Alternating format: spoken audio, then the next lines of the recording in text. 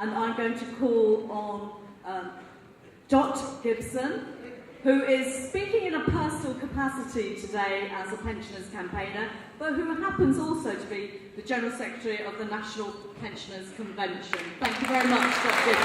Thank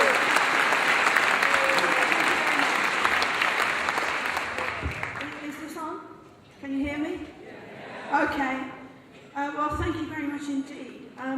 I suppose the people on this platform are supposed to be winding up I think everybody's as wound up as they could possibly be. And so I'm going to say a few sober things, actually. I think that pensioners and older or younger oldies have a special responsibility for those students from the universities and from the schools who are now coming into action, because we have to make a balance sheet of where we came in and what happened in the interim period, in order that we can understand not to make the same mistakes and what we have to stand up for in order to make sure that they and future generations are not left in the same boat that we have been left in. Because after all, the TUC is going to have a demonstration on the 26th of March next year, and at this moment the Labour Party in government is saying that they're in favour of some cuts and not all cuts. Are we going to go on a demonstration saying we're in favour of these cuts and not those cuts? No. We're going to demonstrate and organise a rolling campaign between now and the 26th of March to say against all the cuts, in defence of the gains that we've made. And we're going to have to discuss, and I'm glad there's going to be a policy conference, discuss what kind of society we want, how we're going to get it, and what is implicit in every action we take.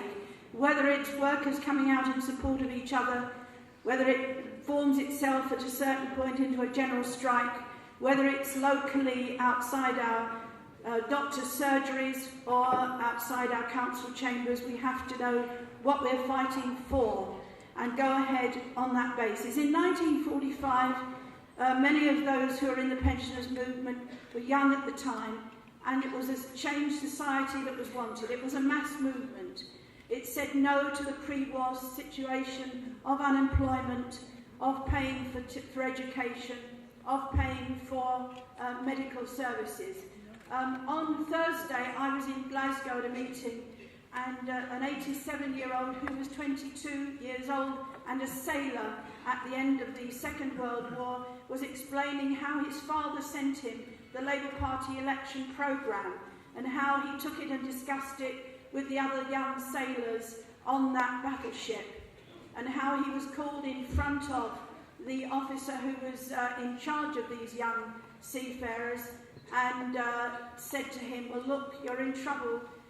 They've had high-level discussions about the fact that you're circulating this Labour Party manifesto. But he said, it happens to be that I support you and I'm voting exactly the same way, so carry on fighting. The issue was that at 87 he came to a meeting and he said that what was happening today was dredging up all of those things that had happened to him at that time and since. And it's the same for all of us. In 1945 and after that, for 8 years, my mother went to the LCC offices down the road and checked every single week where we were on the housing list. And when we finally got somewhere to live, a council flat in 1953, it was an absolutely amazing thing. But in 1960, my family, I got twin sons at the age of 18 months at the time, we were evicted under the Rent Act, and we were put into one of these bed and breakfast places, and I won't tell you the situation that we went through, it'd take too long.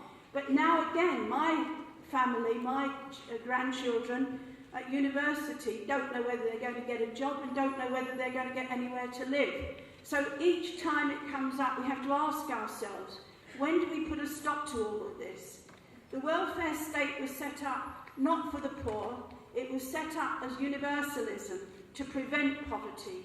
It was a system which was set out to provide care for people and to prevent poverty.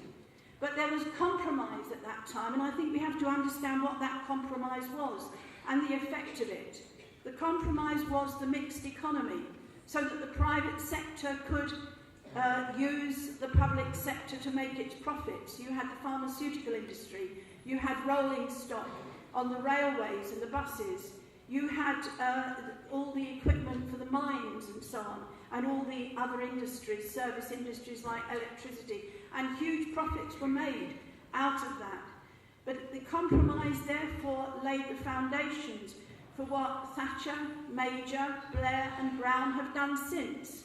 Because over that period of time, with the private sector waiting in the wings, and then coming forward during Thatcher and overturning many of our public services and our NHS, we began to see the undermining of the welfare state.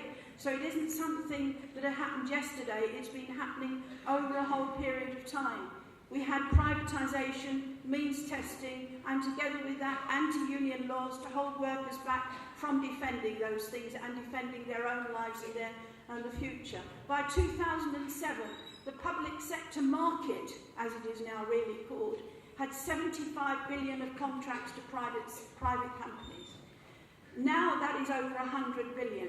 And we see the absolutely incredible, awful, terrible situation where older people and disabled people, profits are made on the care of those people. And in the pensioners movement, we can tell you that day in and day out we're getting terrible stories of the sort of things that are happening.